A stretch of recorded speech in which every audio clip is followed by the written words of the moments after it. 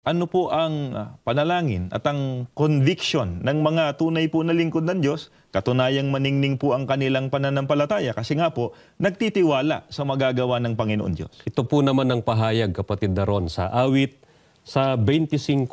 Pakinggan po natin, mga mahal naming viewers. Sa'yo, aking Diyos, ako ay nagtitiwala. Iligtas mo ako mula sa kahihiyan ng pagkabigo. Hinahanap ko ang Panginoon upang humingi ng tulong sa lahat ng panahon. At inililigtas niya ako sa panganib. Lapitan mo ako, Panginoon, at maging maawain ka sa akin, sapagkat ako ay nalulungkot at mahina. Saklolohan mo ako sa aking mga alalahanin at iligtas ako sa lahat kong mga ligalig. Alalahanin mo ang aking mga kalungkutan at pagdurusa. Protektahan mo ako at iligtas. Mga mahal po naming taga-subaybay, naninindigan po ang mga tunay na lingkod ng Diyos.